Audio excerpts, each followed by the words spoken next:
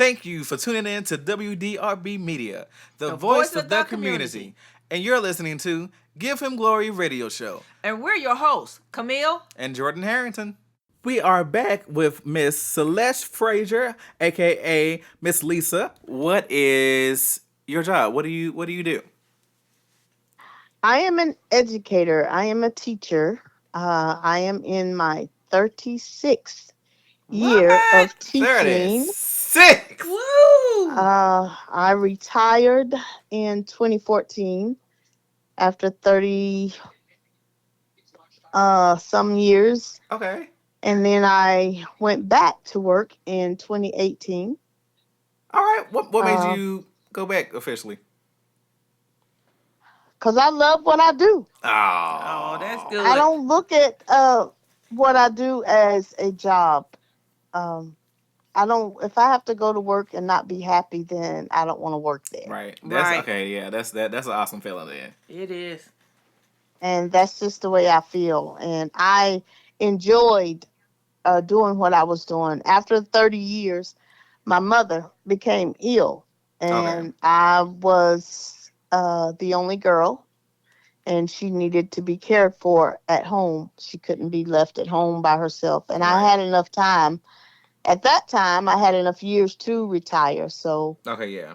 um, I just thought it was best that I go home and take care of my mom. Yeah. So I retired. Gotcha. Wasn't ready to retire, Oh.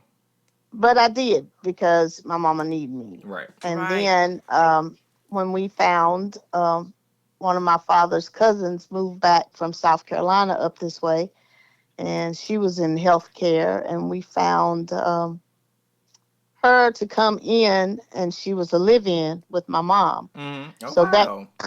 that cleared it up so that I could go back to work. And I Wow. went back to work then because we had someone living in the house with my mom taking care of her. Right. And we gave her time off and things like that, but Yeah. Of it course. just cleared up a way for me to be able to go back to work during the day and not worry about my mom. So I went back a little early. Oh. No praise the Oh. Lord. Um. What would you say inspired you? What led you into being an educator? Um, when I was a little girl, I had a cousin who, back in the day, they called him severe and profound. We called him Jimmy Pooh. Okay. His real name was David. And we would go down to Mama's, I call him Mama's house, and he, she decided not to send him because back a long time ago, when children were like that, they put them in an institution. But Oh Mama wow. decided to Yep. keep him at home. But when we would have gatherings down at Mama's and things like that, David was always in the back room. He was always there was a uh, pallet on the floor. That's what they called because he couldn't sit up by himself. He couldn't do anything. He would pull your hair. He would, you know, he ate his fist all day long and stuff like that. Okay. He had to be fed. He had to be changed and all that. And when we would go down there, instead of me being outside playing with my cousins, I Yeah. would be back in the room with him. Oh wow. And Aw. I learned how to feed him because I would watch Mama come back there and feed him. Yeah. So I started wanting to feed him, and he would pull my hair. He would slobber all over me. He would do all kinds of stuff. Now my other cousins were afraid of him because he was very strong. He would pull my hair. He would pull their hair too, and Okay. they were scared of him, but I wasn't scared of him. Mm. And, Mama would say, "Why don't you go outside and do this?" And Mama finally said, "Leave her alone." So my time down there would be spent back in the room, um, messing with David, Oh playing wow. with him. So, and I was about 8 years old, and I Oh knew that's wow. what I wanted to do. Oh, I wanted to wow. work with You knew people. early. That's awesome. I knew early. I had nothing would ever change my mind to do that. So that's what I wanted to do all my life. All my life. Been grinding all my life. So, Miss Lisa, what is the hardest part about your job? I guess the hardest part about what I do in my job is not having enough resources Oh, yeah. to help my students in the right way, Yeah. or not being able to give them what they really, really need. Okay. Um, I'm at a school now that we don't have CTE classes, which Mm. are classes because we're at a charter school. Before, I was out of school to where my students could go out and be able to learn a trade Yeah. and do things like that. But the school that I'm at now, we don't have that. Hmm. So my hard part is having to find ways to come up with ways to get them out in the community. It Yeah. was easy when I was in public school, but guess what? I'm doing it. Oh, come on now. I I know that's just right. take them everywhere. I just took my students last week. We went to because these students up here know nothing about riding public transportation, so I took them on a field trip, Oh. and we went to Charlotte.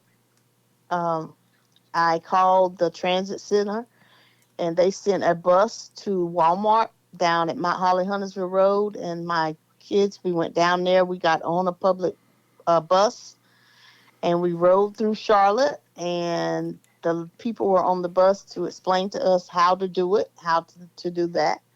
And then we got to ride the light rail, Wow. which Okay. my students were excited because Hey. half of them had never been on a bus before. Me either. I want. So, I want to do that one day. I went one time. That was it. well, it's interesting because I have students that have autism. I have one student who is legally blind who had to use his cane, which was a he lives in a rural area, so where he goes, everybody takes him. Right. But just what if he ends up in a city somewhere? Yeah. So he was able to use his cane, learning how to get on the bus, how to measure what steps he's supposed to take, and then walking through Charlotte. We actually talked to him about this. He said it was interesting because the cracks in the sidewalks, he was able to use his cane. So Wow.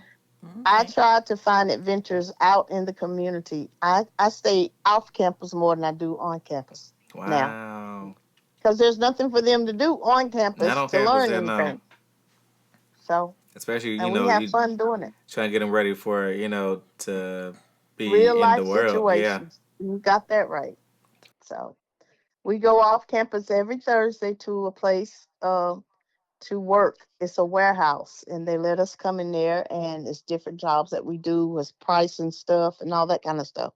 And we stay off campus half a day up there at that warehouse because we can't learn those kind of things sitting in a Channel. classroom. Is there? Has there been like? Of course, it has. As a educator, it's been like overwhelming at times. Has there been like a few times where you carried some weight or like unable to do this? I feel like just real bad that it's kind of out of my control. Uh, yes, I've had two of my worst experiences as being an educator is that I had two students that literally committed suicide. Uh-oh. Jesus. Um, and I felt one was my first year teaching. Oh Lord. And the Mm. young man said to me that afternoon, he told me goodbye. And he says, "You're not going to see me tomorrow." But I didn't know him well enough. Yeah. What? Now, my first year teaching, I taught at West Lincoln High School on the other end of the county. And we had no cell phones, no nothing, all that kind of stuff. I didn't really know this young man, but he came in. I knew one thing about him. He was always late to school. I had him first period and I had him the last period of the day. Mm-hmm. Wow. And he was always late to school. And that particular day, he came in and he was getting ready to go, and he was very quiet. But when he got ready to go, he came up to me, and I wasn't married then. He said, "Miss Lowry, give me a hug." And I said, "Boy, get away from me." And he said, "You better hug me because you're not gonna see me tomorrow." And I said, "Get somewhere. You're just gonna be late in the morning." That's what I told him. Yeah. He said, "No, I'm not," and he walked out. And I didn't think anything about it. So the next morning, when I went to school, he's always late. His name was Wilson. His name was Todd Wilson. Always the end of my roll when I called my roll. And I called his name, and the kids were real quiet.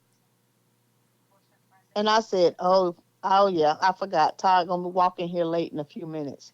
And I remember this little girl. She was sitting in there, and she just jumped up and ran out of my room. And I was like, "Where's she going?" Because no one had called and informed me that this had Oh, good happened. Lord. And then about 5 minutes later, the intercom came on, and the principal says, "We want to pause for a moment of silence because we lost a student yesterday." And I was like, "Really?"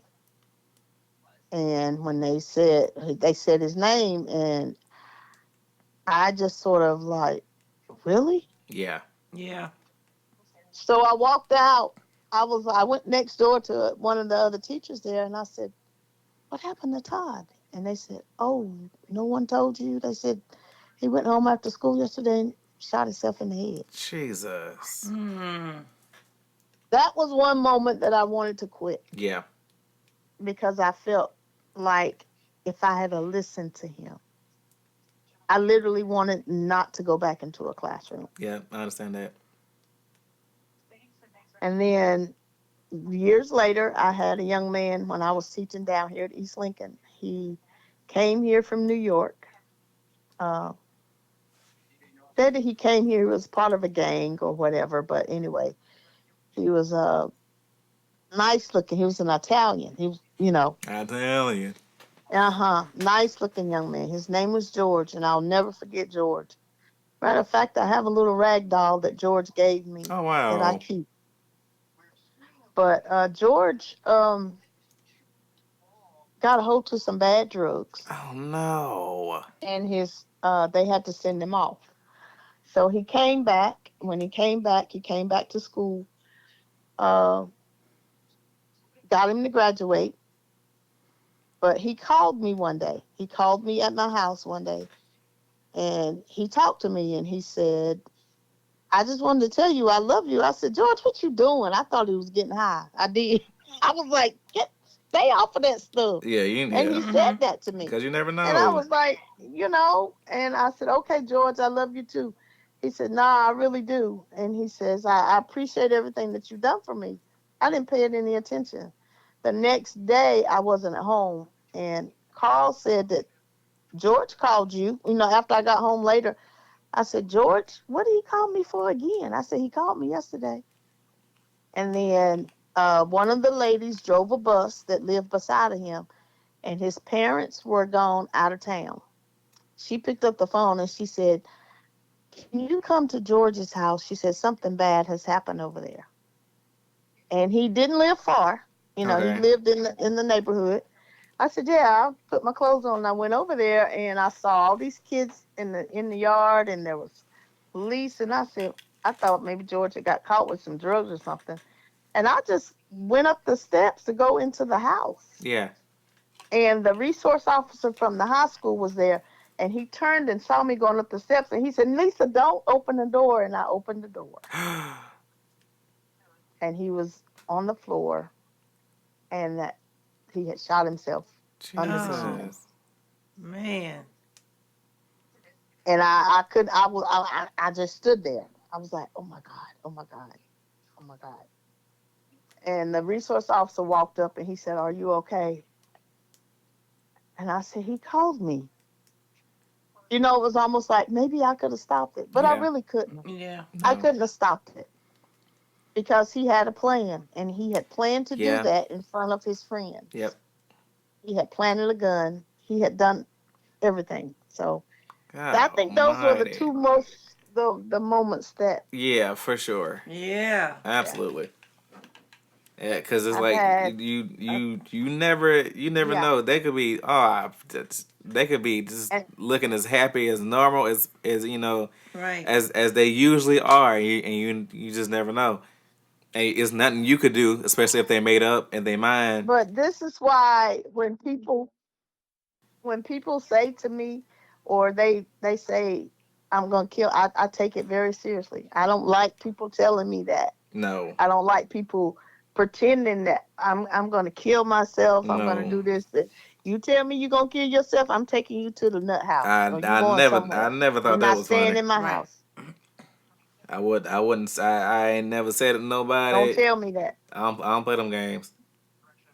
I don't either, because I feel like that is, you can never. And they said, well, she say that all the time. I don't care, but she's not gonna say that around me. No. Right. Right. I don't like people. Uh, you know, I've had I've had over what 40 foster children. I was a foster parent What? in Lincoln Oh, County.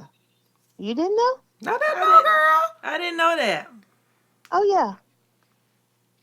And I had one of my foster daughters. Matter of fact, she called me this morning because she's got pneumonia. She lives in Bessemer City, and she was very sick.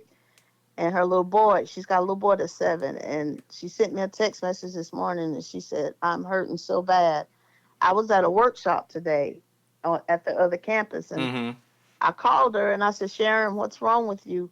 And she says, "I have pneumonia." She says, "But my body is hurting so bad." So I asked her, I said, "Where's Malachi?" Because that's her little boy's name. Mm-hmm.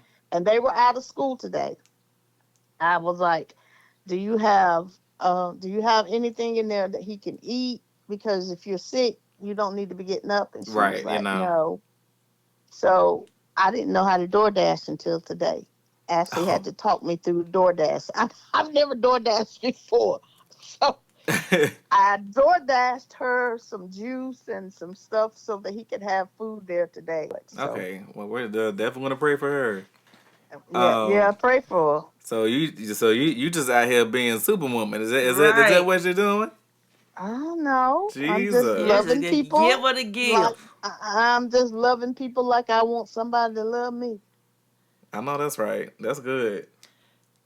So, what are okay? Let's change this. Let's change it. What are some happy moments that you have A happy had moment. with your students? Oh, some of my happiest moments were when I was able to take um, my self-contained special needs class on several trips out of the state. I love that. Ooh. We visited Charleston twice. We've been to the Amish Ooh. country. I took them to Disney, and Mm. the reason I did it was because uh, you know how the eighth graders take their trips, and the seventh graders or Yeah. whatever, they go Mm-hmm. places. Well, I had a special needs young lady who was an eighth grader, and her, for some reason, her teacher felt like that she wasn't going to get to go on the eighth grade field trip. No. And when Oh. I went and Okay. asked her, I said, "Why didn't you give her a permission slip to go on this trip?" And she said, "Well, is somebody going with her?" I said, "No, she's an eighth grader. She needs to go." And she says, "Well, I don't think she needs to go because she's in special ed, and it peed me off really bad." Yeah. So I Cause said, "Uh huh." don't be doing to people like She that. Well, this lady really didn't like me because I went straight to the office and I told the principal, I'm getting ready to tell her parents to sue this woman because she's Yeah. discriminating against her. That ain't And nothing he but said, discrimination. "What are you talking about?" And I told him. So when he asked the teacher, "Well, but she's with her all day, and who's going to watch her?" And I said, "You are. She's a regular student. She's an eighth grader, Exactly. and she needs to go." Quit all that. So I told them, I said, "Well, since y'all don't want to take my kids nowhere, then I'm going to start taking my kids to Right. places." So we started doing stuff around the school, like we called them the Eager Beavers. And thank God for my mama. My mama and them used to go with me all the time. My mama used to go on these trips. I took them to the Cherry to Washington D.C. We've been Uh-huh. everywhere because we started raising money and writing letters to people out in the community. And I would tell them I had some kids that couldn't afford it, and I had people to sponsor our kids. But we cleaned desks and clean rooms during the teachers' planning periods, and then the teachers would write us checks and put it in our account so that we could pay Hey. for it. So that's what some. Those were some of my happiest moments. Being able to get them to take them off, you know. And all of the parents didn't go with me either. I had a couple of parents that wanted to go as chaperones, but a lot of them they couldn't afford to go. Yeah, But yeah, they for were sure. glad that I took their kids. So That's those were some happy awesome. moments. Yes. Tell us about the Special Olympics. How was that? Oh well. So I just I've been working with Special Olympics over 40 years. I have Wow. been the coordinator in Lincoln County Okay, so of the special. longer than you've been an educator? I've been an educator. I'm celebrating my 40th year from graduating college this Oh, weekend. okay. I did the math wrong. So, All right, go ahead. but but I did work with them like during high school as well Oh. and stuff like that. But I was a Special Olympics basketball and track coach Wow. first. And then the lady that was the coordinator in the county, she retired from the recreation department in Lincoln. And I was asking her, I said, "Well, who's gonna do what you do?" And she said, "You Right. are." Oh. And I said, "What?" And she said, "You're gonna do it." She said, "You've been doing this. You know what to do." So I just celebrated. I just received they gave me a gift over the summer Yes, of ma'am. my 30th year of being the coordinator for Lincoln County. Come on, So I've been the coordinator. coordinator in this Right. county You better for 30 coordinate. years. Yeah, I be trying to coordinate, but I'm tired. I would understand the coordination of all that is Yeah, insane, but you get it done. yeah. You gets it done. Now But I it's have people that help me. okay. Yeah, But I was just about to ask about your it's team. I do. I have a committee. I have some very loyal parents and things like that. And believe it or not, though, you know, people think that I get paid for doing this. I've never been paid. This is not a paying job. This is strictly volunteer. Wow, that is awesome. That's real. Yeah. What you call that? This not That's that's really giving back. yeah. That's yeah. Yeah, Yeah. it's volunteer. That That's when you have that purpose. yeah. You in, When you in your know what your purpose, purpose is, and and that's it really don't even matter. being blessed to be a blessing. That's what To that be is. a blessing. And I love it. I heard you guys did a little song at the studio. Studio down in Charlotte Ooh, and recorded a little song. I have one of my little autistic boys singing. what? Oh, yeah. So Because you I do said a music camp with so you them. went down to the studio. Went to the studio. Come on. Went Fitz McGill. He took us down to Gap. Is it Gap 3? Gap Yeah, 3 got something. three. Oh, okay. Oh, yeah. And we recorded. Now So, when is that gonna be released though? I've got it. I hadn't released it. It's cute. Okay. It's extremely cute. It's a bunch of us down there in our little t-shirts, and Yeah. I have one of my little boys who's doing the lead sing on it. He is he's so precious. His Oh, name is Braden, great. And but I'll probably send you a little copy of it, a little okay. clip of All it, right. Cool. singing a song by Mr. Rogers, I think. Okay. Yeah, I think What that's kind it. of games do you have at the Special Olympics for them? We do track and field. We do basketball. We're in right now. We're playing bocce. Do you know what bocce is? No, what is Mm, sponching? no. Bocce is I Sounds call it lawn bougie. bowling, but it's a game that is that people play at the beach a lot. You see those bocce courts at the beach a lot. but we're getting ready to go weekend before the 21st through the 23rd. We'll be in Charlotte for our fall state bocce tournament. So Wow. we'll be there. Um, but after bocce, we will be doing basketball and bowling, and we do swimming. We Hey. have an aquatics team, track and field. Wow. Uh, we've done volleyball. We've done equestrian, which is horseback riding. Um, Pickleball is becoming a new sport in Special Olympics, so Oh, we're there's gonna some try to things have I a ain't pickleball never team. heard of. What is that? Well, pickleball is something like tennis, but you play with the little paddles. Okay. Oh, That's You play interesting. with okay. paddles. So, Now, so you don't have to eat But pickles. that is a up. No, that is a sport that we're getting ready to. Oh hush, dang.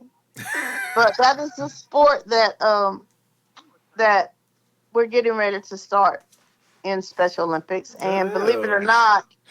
not, we're also going to start. What is it when you throw the little bags in the holes? I can't even remember. Cornhole. Cornhole. That's gonna Not the be little a new bags in the sport in hole. Special Olympics.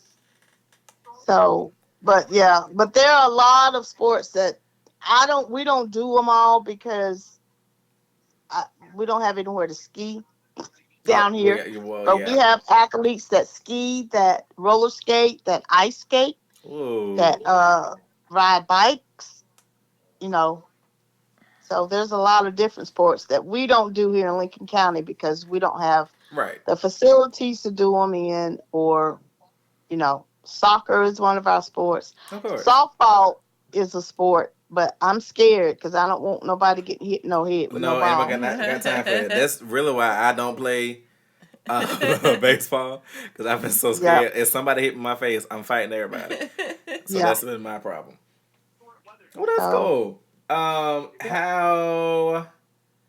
How would someone get involved, or how would they register their? Is it like an age thing? Tell us how you would, someone might want to get involved. well, we have two different programs in Lincoln County for Special Olympics. First, we have um, our young athletes, and young athletes can be anywhere from 2 to 7 years old. And a young athlete does not have to have a special needs; they can Okay. be regular students. A regular kid, anywhere from 2 to 7 years old, and we have a Oh. big day in May. That day, like it's just like a field day we set up for any kid from 2 to 7 years old. And the reason being, we don't say just special needs kids Mm-hmm. because in that age, at that time, you really don't can't really tell Yeah. Okay. uh, if you've got regular kids that are playing sports or kids with special needs that are playing sports from 2 to 7. Right. It's a very thin line. Yeah, that's solid. So in order to become a Special Olympic athlete, you have to be 8 years old. That's when we start. Okay. And I think right now my oldest athlete, well, he didn't participate this year. I think Roger is 76 years old, but Wow. he's got some health issues. Yeah. He's Yeah. in a Yeah. group home. Okay. He's in a group home with the Easter Seals up here in Lincoln, Mm-hmm. but he has some health issues now. But he was Okay. still participating like Wow. a year or so ago. Yeah. He went from running to walking, and now he's in a wheelchair, All so right. he doesn't do too much. That's all But right. yeah, yep, he still comes. Well, I'm so glad that he's still showing his support after all these years. Well, Miss Lisa, thank you so much for being on the Give Him Glory radio show. Before we go, Hood Memorial Gospel Choir will be at the Southern Christmas Show on November 23rd at 11 a.m. Meet us there at 800 Briar Creek Road, Charlotte, North Carolina. That is the Park Expo and Conference Center. You've been listening to Give 'em Glory Radio Show, and we're your hosts, Jordan Hey, Camille. on WDRB Media, the voice of the community. community. For double the information and inspiration, until next week, continue to be blessed.